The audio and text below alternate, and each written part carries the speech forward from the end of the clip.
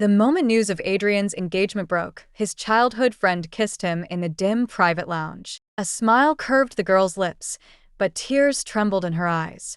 "This year, I can finally stop loving you."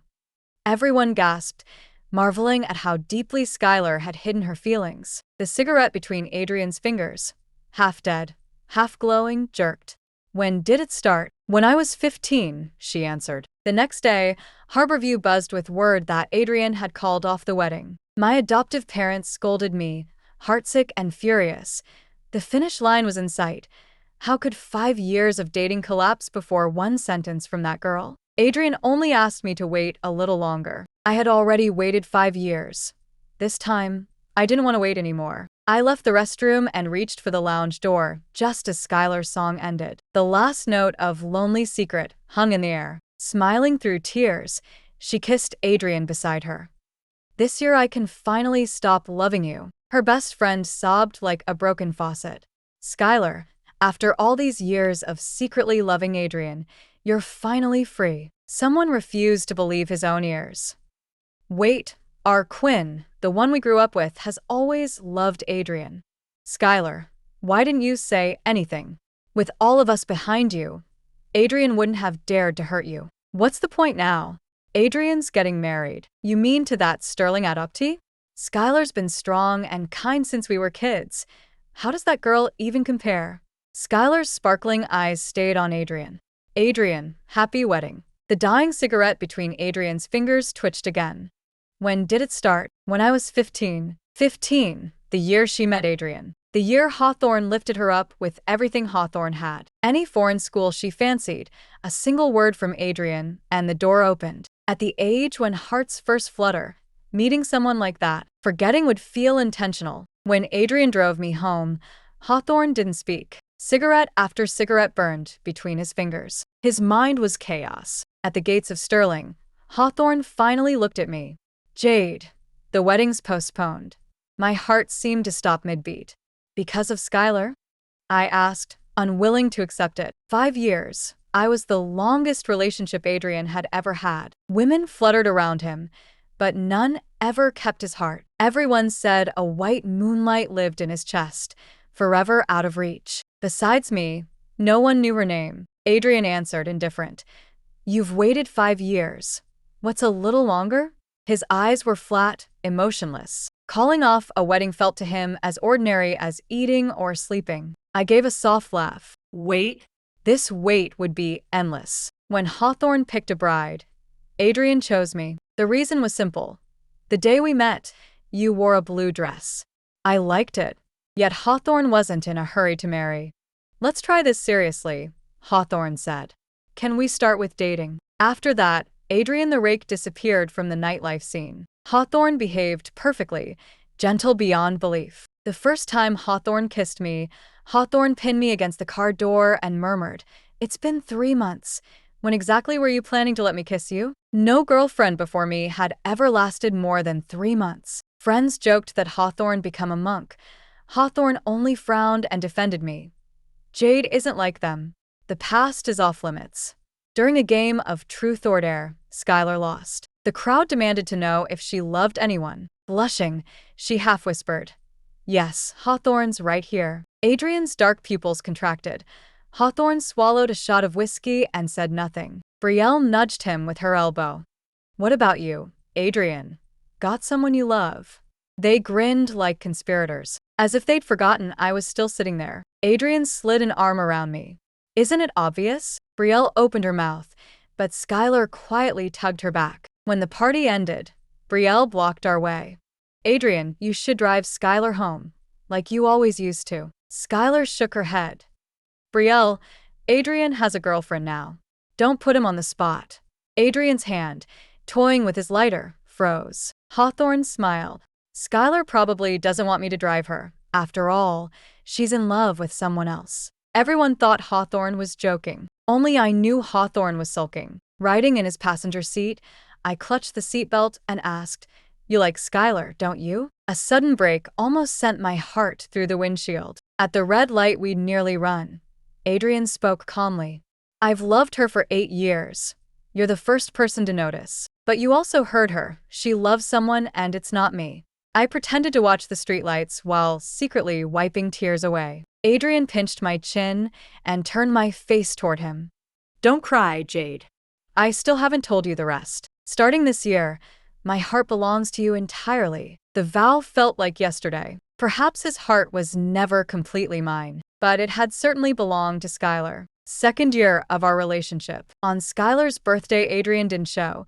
Hawthorne had an assistant deliver the gift. Skylar posted it on social media. A ring carved from a human rib. I stared at the photo, unsure whether to rage or despair. Mostly I was scared. Scared I would never squeeze into the space Hawthorne kept for her. Adrian held me and crooned. I ordered that gift before we got together.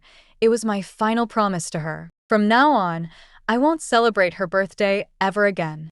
The words sounded more like a warning to himself. For the first time I tried to break up, my upbringing had taught me. If something can't be mine, I drop it before it drags me under. While I could still climb out, I would cut my losses. Adrian countered with absolute sincerity. A stack of share transfer documents. Hawthorne signed over half of his Hawthorne stock to me. Honeyed words don't work on you, Hawthorne said. A rib ring can't match sharing everything I have. Jade, from now on we are family. My principles snapped like twigs. Love, after all, who gets through it without bitter bites, without suspicion, without quarrels? What man doesn't carry a past? Naively, I talked myself into staying. Then the headline screamed that Adrian had canceled the wedding. Charles hurled the newspaper at my face. How did you bungle this? The wedding was airtight, and you still let it collapse? The finish line was in sight. Are you telling me 5 years of dating crumbled before one sentence from that girl? Evelyn soothed him while turning to me. Jade, we raised you. This marriage to Hawthorne was ours to give, and we gave it to you instead of your little sister. I always thought Ivy was too young, not as sensible or smart as you. But how could you miss the mark and disappoint us like this? The Sterlings had been childless for years before adopting me. They adopted me from the orphanage for 2 reasons. First, to make a show of charity for the press, and second, because a childless mansion feels lonely. But less than a year after the adoption, Evelyn discovered she was pregnant. After that, I became the only outsider in the house. For the sake of reputation, they wouldn't throw me out, so they spent years grooming me to be a society wife, hoping I'd repay them with one last scrap of value. Now, even that hope has slipped through their fingers. A gentleman is judged by his deeds, not his heart. The debt of raising me is real, and I will repay it, just not with a strategic marriage. I looked Charles and Evelyn straight in the eye. Mr. and Sterling, I'm willing to emigrate to Vancouver. Evelyn blinked. When we first suggested sending you to Canada, you refused. Why now? Back then, they'd given me a choice. Marry rich or get on a plane. Either way, I'd forfeit any claim to the family fortune. I never cared about the money, but no one believed me. If I hadn't met Adrian, I would already have chosen exile, because before him, I'd never once pictured myself married. Evelyn glanced at Charles, waiting for the patriarch's verdict. Charles gave a curt nod. In Vancouver, you'll live as a junior staffer, comfortable for life. Once I've arranged the paperwork, you leave immediately. My departure would set every Sterling heart at ease. I let myself into Adrian's penthouse to collect what was mine. Over the years, I'd spent more nights here than in the Sterling mansion. While emptying the closet, I found a hidden drawer. Inside lay a creased photograph. 3 faces frozen in a sunlit moment: Brielle, Skylar, and Adrian. Skylar smiled straight at the lens, dazzling in a blue sundress, while Adrian's eyes were fixed on her. I stared until the image blurred, then slid it back where I'd found it. Adrian walked in, suit jacket slung over his shoulder, her perfume clinging to his shirt. Vacation or business trip? Hawthorne asked casually. When do you leave? I'll drive you to the airport. I started to say home, then realized I didn't have one. I'm not going anywhere, yet I can't stay here either. Hawthorne paused mid-tug on his tie and angled a look at me. Throwing a tantrum, if that's what you want to call it, because of Skylar? I laid the sweater in my hand back into the suitcase and smiled. Not because of Skylar, because you can't forget her. His jaw tightened. Hawthorne didn't even bother to deny it. I'd stood outside the private lounge that night and heard every word. Adrian still thought the cracks could be painted over. Watching his perfectly composed face, I understood nothing about him had ever changed.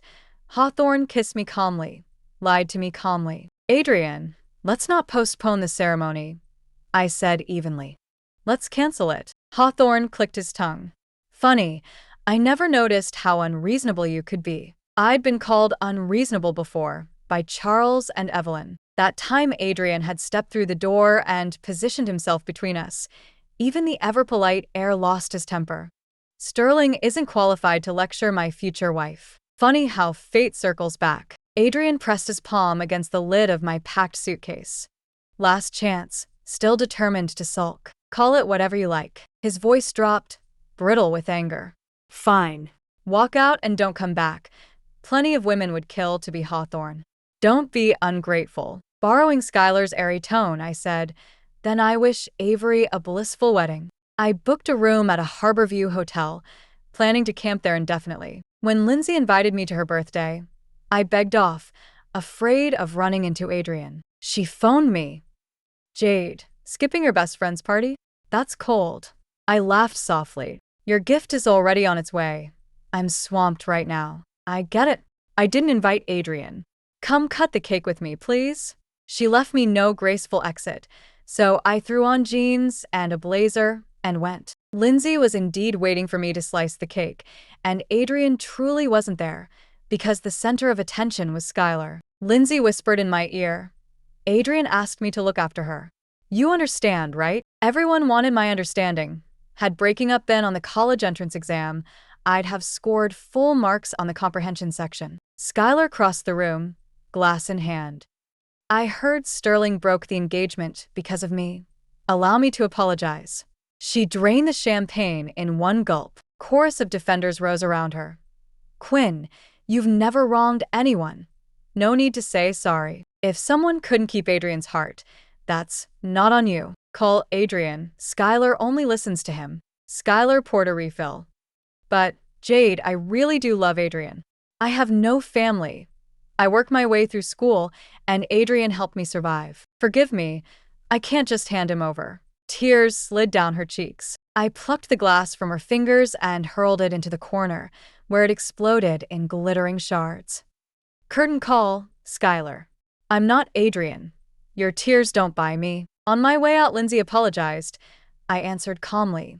We all have our pressures, but you shouldn't have dragged me into yours. Past midnight, someone pounded on my hotel door. Through the peephole, I saw Adrian. Anger rolled off him like steam after a week of silence. You knew Skylar's allergic to alcohol and still forced her to drink. Suddenly, her pitiful act made sense. Childish, clumsy, and effective, because Adrian believed every frame of it. Chills shimmered off him. I stepped back without thinking. I didn't force anything. She chose to drink. You're suddenly timid? Every witness says you shoved glass after glass at her and then smashed the flute. She's got a gash on her ankle. Jade, postponing the wedding was my call. Breaking it off was yours. Skylar is innocent. I thought you had spine. Instead, you punish her for my decisions. Hawthorne spoke with such absolute conviction, I almost doubted my own memory. Skylar is the rose Hawthorne cultivated. No one, not even I, is allowed to bruise a petal. I shook my head, weary. So that's the sort of person you think I am. Adrian yanked a lighter from his pocket, then shoved it back. You waited 5 years.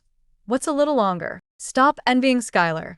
I told you the title of Hawthorne will be yours eventually. You're rattled and petty, and I'm disappointed. Hawthorne seems to have forgotten the night the Hawthorne empire wobbled. Hawthorne offered to set me free, claiming Hawthorne didn't want to drag me down. I refused and told him, I don't need the Hawthorne name or fortune. I just want to be your wife. When I was young, I swore I'd never walk into marriage's tomb. I never liked the cliché of a moth flying into a flame. Back then, I hadn't loved anyone, so I didn't know that love can make you powerful. Powerful enough to give up everything and marry him. Adrian's phone rang. Skylar was calling. Adrian, I'm terrified when you're not here. Can you come stay with me? Adrian lifted his eyelids and studied me. Jade, tell me, should I go or stay? Go or stay, it's up to you. Either way, you're not welcome here. Hawthorne cut the call, slammed the door, and left. This time Adrian was truly furious. Hawthorne came after Sterling with everything Hawthorne had. Charles, furious and frantic, summoned me home. You always create messes you can't clean up. Fix this. Evelyn played the good cop. Sweetie, Adrian has only one demand. Go to Hawthorne and apologize to the future Hawthorne. I blinked. Which Hawthorne? A girl with no background, apparently named Skylar. Adrian said it himself, just hasn't hit the tabloids yet. She took my hand. Jade, your father and I promise.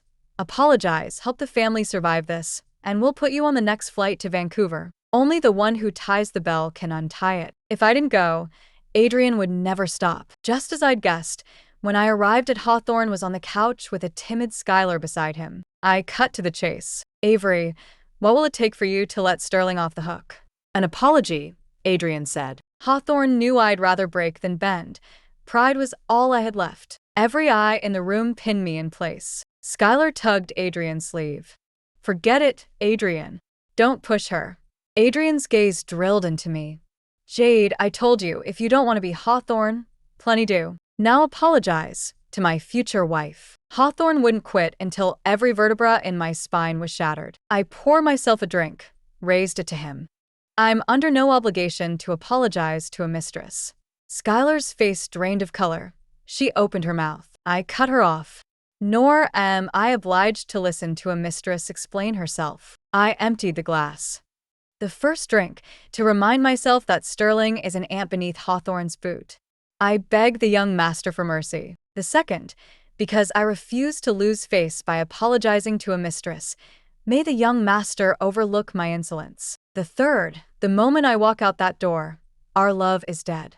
From now on, we meet only in boardrooms. 3 shots of whiskey scorched their way through my gut until every organ screamed. Adrian's face was stone, grim enough to swallow someone whole. Strange. That was exactly what Hawthorne wanted, wasn't it? White moonlight finally in his arms.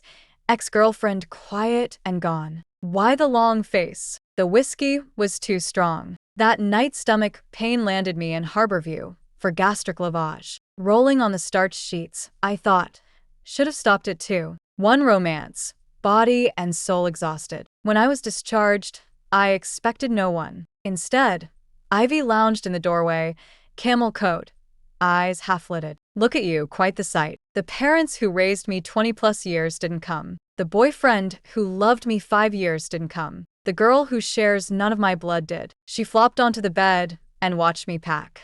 Jade, I've hated you since we were kids. You wanted to take a gap year. Parents said yes before you finished the sentence. I missed 100 on a test, got beaten black and blue. You got to pick Harborview's most eligible bachelor, like takeout. I date anyone, and it's like I committed murder. Why does everyone love you? I'm the one with their genes. I only sighed. That Ivy could say such things proved how thoroughly Charles and Evelyn had sheltered her, kept her innocent, even a little stupid. Ivy, in the end I was just a merger pawn, then a sacrificial piece. Maybe they ride you so hard because they're grooming you, terrified a single misstep will scar your future. Parents who love you plan a long road. Ivy's face froze. A knock. Skylar stood framed in the door, every label in place, polished to a gloss. Jade, I came to deliver something. She held out a red wedding invitation, smile smug. Adrian said you'd never believe we're really marrying, so I should hand you the invite personally. Congratulations on getting discharged. Ivy snorted, lit a cigarette, waved it under Skylar's nose. So you're the homewrecker who beat Jade? Hard to believe she lost to bargain bin goods. Skylar flushed livid, eyes burning. Everyone knows the one Hawthorne doesn't love is the real third wheel. Quick question, Mistress Princess. Today you pry this man loose. Tomorrow someone else pries him from you. What then? Upgrade to Mistress Empress. Word as Skylar ran back to Adrian and sobbed that the two of us ganged up. Whatever revenge Adrian plans next, it's no longer my problem. I booked a ticket the morning after tomorrow. Ivy threw me a loud, lavish farewell dinner. My departure was her favorite holiday. Too much juice. I slipped out to the restroom. Down the bright hallway, a familiar voice floated out. Adrian, you know we've all been rooting for you and Skylar. Brielle, sounded like a group dinner. Skylar, embarrassed. Brielle, stop. Friends know. We haven't gone public. Brielle grinned at Adrian. Your wife just called you out, no comeback. Someone else. Think Jade will be bitter? After a guy like Adrian who could move on? No chance. Heard Sterling's shipping her overseas. Adrian looked up. When? Not sure. Maybe it's just a ploy to make you chase. Women love a grand gesture. But seriously, Adrian, Skylar's the little sister we grew up with. Don't hurt her. Adrian snorted. Why should I still feel anything? She's the one who called off the Harborview wedding ceremony. Am I supposed to beg? I studied his profile in silence. So cold. You'd swear Hawthorne never loved me. Once Hawthorne sworn with absolute sincerity. Jade, we're the only family each other needs. Sweet promises, nice while they last. Stories always begin tenderly. Endings rarely are. Ivy insisted on driving me to Harborview. Casey, she tapped the steering wheel with her fingertips. Finally, she spoke. Jade, if you don't want to go to Vancouver, don't go. If Mom and Dad won't give you sterling money, I'll split mine with you. I was too stunned to answer. Ivy gave a small laugh. Every time Mom and Dad hit me, you were the first to rush in and shield me. Remember when I fell for that loser in high school and accidentally got pregnant? Mom and Dad were too ashamed to make a scene. You paid some vocational school thug $5,000 to beat him up, right? Hawthorne still thinks Hawthorne crossed the wrong gang. Ha ha ha. I couldn't help laughing. The car rolled into the parking garage. Ivy said, if you want to stay, we'll turn around and go home. I answered quietly, Ivy, I'm leaving. She hesitated, then hugged me. Big sister, I never hated you. You've taken crap from the Sterlings all these years. My eyes brimmed. Before the tears could fall, I slipped out of the car and walked into the terminal. When the plane leveled off, I looked down. Harborview looked tiny. How could something so small hold all that thunderous love and hate? I touched my cheek, wet. After 20+ years, parting still hurt. Every memory detonated at once. Emotion crashed over me like a tide. Head bowed. I sobbed uncontrollably. Finally, I curled into myself in my seat. Charles had created a cushy do-nothing post for me at a Sterling subsidiary. A young CEO greeted me. Sterling, I've heard so much about you. I glanced at the nameplate on the door. Mr. Voss, where's my desk? After polite small talk, Declan led me to a floor-to-ceiling window. A private, luxurious workstation. Nice view. Perfect sunlight. Ideal for retirement. I'm not taking this, I said flatly. Declan didn't blink. Oh. What would you like to do, Sterling? I know Charles told you to park me as a figurehead, but I won't be one. I want to be your assistant. You're the person with real authority here. I'll learn from you. Hawthorne kept his polite smile. Assistants are on call 24/7. When I'm in a bad mood, I might even take it out on you. I smiled back. No need to scare me off. If I walk, Charles will blame you. Declan considered, then stepped past me and lifted my badge off the retirement seat. Hawthorne set it on the desk closest to the CEO's office. Welcome aboard, Assistant Sterling. I exhaled. A week after landing in Vancouver, my phone rang. You had to run to another continent. It was Adrian. Just apologize and we're back on. Skylar can throw all the tantrums she wants. Hawthorne won't let me marry her. You're smart. Figure it out. Adrian had been the center of every orbit since birth. Hawthorne assumed one curt bow would haul me back. I apologized for 5 years. Not this time. A pause, then a grudging surrender. Fine. I'll bow this time. I'm coming to get you. Declan made good on his threat. I fetched coffee, poured water, soaked up his temper. Yet whenever Hawthorne met key clients, Hawthorne took me along. Hawthorne always offered an out. Can't take it? Go back to the retirement desk. I shook my head. I can take it. I'm staying. Late one night, only the two of us were left. His rule, if the boss doesn't leave, neither do I. No such custom in Vancouver, but I knew Hawthorne was testing me. I dozed off at my desk until warmth woke me. Declan's jacket draped over my shoulders. Hawthorne came out with a folder. You're running this project from now on. Was that a sliver of trust? I nodded quickly. You've got it. Hawthorne jingled his keys. No more overtime. I'm driving you home. At 2 a.m. Declan's car stopped at my apartment. I dragged myself upstairs. Bad news. The lock was jimmied, and every light blazed. Adrian sat in the middle of my living room, like Hawthorne owned the place. I couldn't tell if Hawthorne'd come to grovel or to claim. Hawthorne stubbed out his cigarette. "Who's the guy who just dropped you off, your new boyfriend?" "My boss." Hawthorne rose, towering until the light was gone. "Jade, I'm taking you home. I've already immigrated. Harborview isn't home anymore." Casually, Hawthorne said, "Wherever I am is your home. Immigration's just paperwork." When would Hawthorne realize Hawthorne wasn't my axis any longer? Seeing I wouldn't speak, Hawthorne added, "Come back and we'll marry tomorrow. Every outlet in Harborview will plaster it on the front page. No one will outshine you." I lost my patience. "Do you honestly think this is a tantrum and I still love you?" Hawthorne looked genuinely puzzled. "Don't you?" My leaving was a joke to him, like a cat that scratches and roams, but always trots back. Now Hawthorne was scruffing me, asking when I'd had enough. "Adrian, I don't love you anymore." "See?" Hawthorne laughed as if I'd told the best joke. 5 years, and you just switch it off. "Jade, you're almost 30, grow up." "Fine." "I'll come back if you ship Skylar out of the country." His smile froze. I tilted my head. "See?"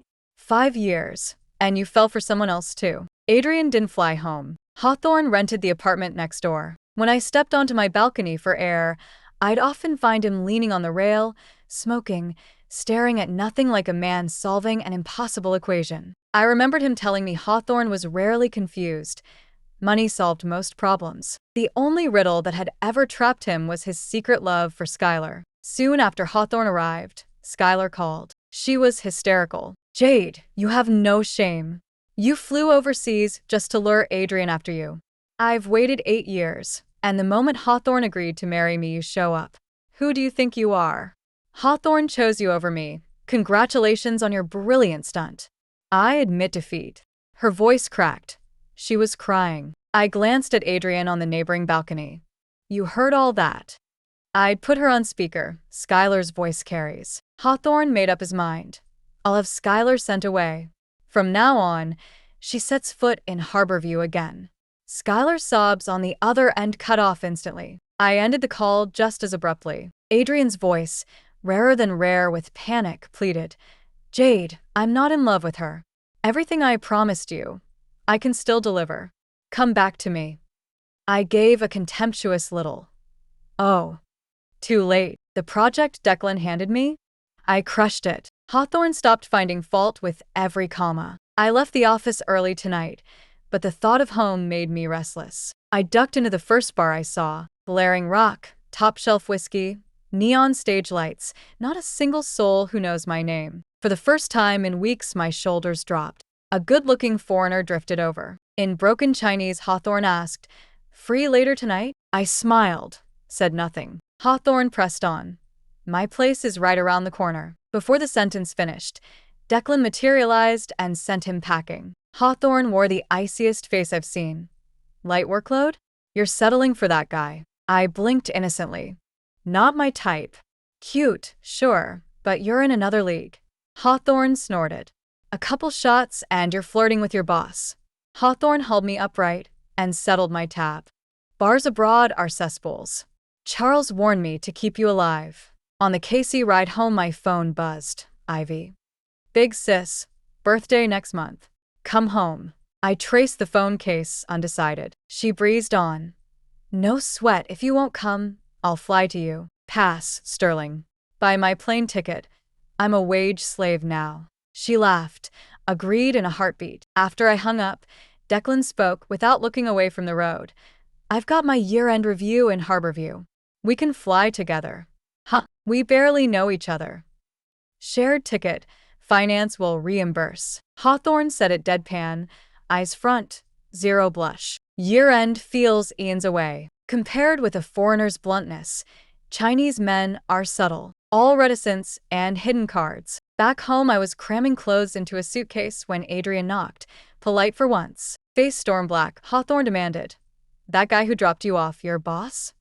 "Since when do bosses chauffeur nightclub reeking employees?" I lifted a shoulder. "Yep, Hawthorne's also my boyfriend." "Happy?" "My life. None of your business, so keep your commentary." Shock, disbelief, and a tidal wave of sorrow flooded his eyes. At last it sank in. I'm not waiting on the curb for him anymore. Words have consequences. Declan and I traded banter until banter turned real. Hawthorne asked for a relationship. I said yes. Love me today. We'll worry about tomorrow. If it shows up, because people change. But I refuse to forfeit the right to feel it while it lasts. Mention Declan and Adrian sneers. Looks money. Hawthorne can't touch me. Jade dumped me. She'll dump him. Hawthorne miscalculated. So did I. I gambled on marriage a second time. And won. Declan once warned. Jade, you'll never break free of Charles. I just smiled. I'd made peace with that. My plan was simple. Learn everything, resign, move on. Then Hawthorne said, a solid firm wants me. My price? They make you VP, or no deal. My heart twisted. No one had ever factored me into their future before. I protested. I might drown in a job that big. Hawthorne answered, you've got me. Stand on my shoulders however high I reach. You'll be right there. I mailed a wedding invitation back to Sterling. After all, Declan and I started falling in love while planning Ivy's birthday. Her reply stunned me. Half of Sterling's assets, your dowry. I still don't know how she bent Charles and Evelyn, who guard their fortune like rabid dogs. One night the answer struck me. Maybe the persuader wasn't Ivy at all. Wedding day, I'm in the bridal suite waiting for makeup when Adrian walks in. Immaculate white tux, smile edged with regret. Borrow 5 minutes. I shake my head, smiling, not refusing. Hawthorne inhales. Word is Declan's a power player abroad. A bride needs a dowry that turns heads. My guess confirmed. You leaned on Charles? Pure deal-making. The Hawthorne shares I once promised, plus another 9%. It's too much. I can't. Hawthorne studies me gently. You can, Jade. I never sorted out what Skylar meant to me. When she confessed, I faltered, but I told myself love conquers all. I'd hesitate. You'd understand, you'd wait. The instant you called off the wedding, I felt betrayed. Absurd, right? I blamed you for smallness. The price was losing you. I'm sorry, Jade. Tears shimmer. First I've ever seen from him. Hawthorne forces a grin. Don't let me darken your day. I needed to say it. I've already set the burden down. Adrian, we both move forward now. Hawthorne nods, waves once, sharp and final, and leaves. Charles escorts me down the aisle. In a corner, Adrian stands, tears streaming. Adrian only ever threw tantrums twice. The first cost him the girl Hawthorne quietly adored since adolescence. The second cost him the woman Hawthorne loved most. Hawthorne never lied. Those 5 years with Jade, body and soul were hers. Yet when the girl Hawthorne once pined for bared her heart, Hawthorne mistook old ache for present love. Hawthorne banked on Jade's devotion and made her wait, until one glance back showed them on opposite horizons. Every concession Hawthorne offered was really a plea. The tragedy, once Jade could read his bluff, now she took every bitter word at face value. Too late for contrition. Too late for repair. Jade steps into a new life. Adrian remains imprisoned in the moment she walked away. Thanks for listening. On a scale of 1 to 10, how would you rate this story? If you liked it, like and share. Tell us your thoughts in the comments, subscribe for more, and see you next time.